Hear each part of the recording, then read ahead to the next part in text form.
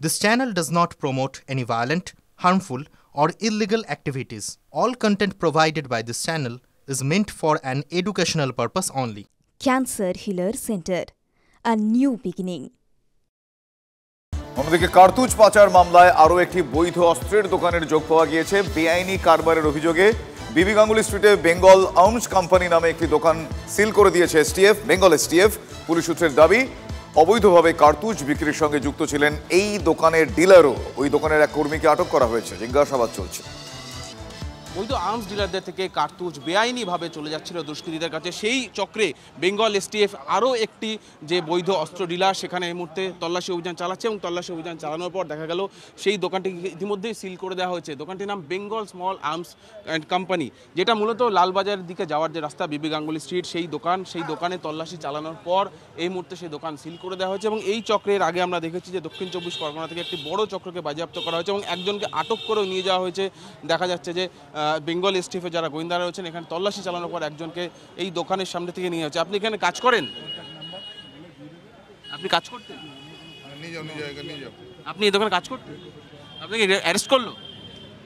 দেখা যাচ্ছে একজনকে আটক করে নিয়ে যাওয়া হচ্ছে বেঙ্গল এসটিএফ এর তরফ। এসে আমার থেকে, আমি ভ্যানে শুয়েছিলাম, আমাকে বললো দারোয়ানকে দরজাগুলো দেখিয়েছি 3টে গেট, তারপরে ওনাদের কাজ যা ছিল করেছে ওনাদের। এখানে কি তল্লাশি চালিয়েছে?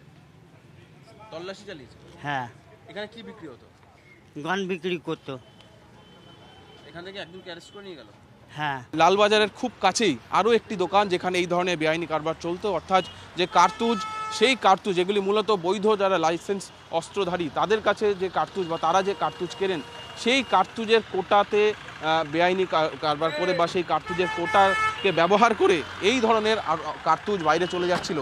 সেই চক্রে দেখা গেল একজনকে আটক করে নিয়ে যাওয়া হচ্ছে, বেঙ্গল এসটিএফের গোয়েন্দারা আটক করে নিয়ে যাচ্ছেন এবং এই ব্যাগের মধ্যেও তারা এখানে তল্লাশি চালিয়ে বেশ কিছু জিনিসপত্র উদ্ধার করছেন, সেগুলি নিয়ে যাওয়া। কেমন অভিজিতের সঙ্গে সুজয়, TV9 বাংলা, কলকাতা। বাড়ি ফেরার অপেক্ষায় বাংলাদেশের তরুণী। 7 বছর আগে ভারতে এসেছিলেন বাংলাদেশের কুমিল্লার তরুণী আয়েশা আক্তার। স্মৃতি লোপ পাওয়ায় তার ঠিকানা হয় আলিপুরদুয়ারের হেভেন শেল্টার হোম। চিকিৎসায় ধীরে ধীরে সুস্থ হয়ে উঠেছেন আয়েশা। বাংলাদেশের বাড়ির ঠিকানা তার মনে পড়েছে।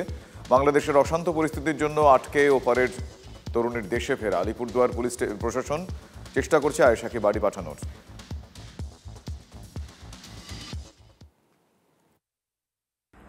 আমরা এই মুহূর্তে রয়েছি আলিপুরদুয়ারের ডিমডিমার হেভেন শেল্টার হোমে।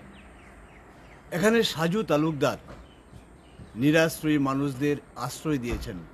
এখানে 57 জন নিরাশ্রয়ী মানুষ আশ্রয় নিয়েছেন। এই আশ্রয়স্থলে রয়েছেন একজন বাংলাদেশি, আয়েশা আক্তার। দীর্ঘ 7 বছর ধরে এই কেন্দ্রে তিনি রয়েছেন। তার স্মৃতি ফিরে এসেছে, তিনি বাংলাদেশে ফিরতে চান। বাংলাদেশের রাজনৈতিক পরিস্থিতির কারণে তিনি ফিরতে পারছেন না। এখন দেখার দেশের স্বরাষ্ট্র মন্ত্রক থেকে শুরু করে রাজ্যের প্রশাসন এই বাংলাদেশি যুবতীকে বাংলাদেশে কি করে ফেরায় সেদিকে তাকিয়ে এই হেভেন শেল্টার হোম। আলিপুরদুয়ারের ডিমডিমা থেকে সুজিত রায়, TV9 বাংলা। বাড়ি মা বললেই মনে পড়ছে।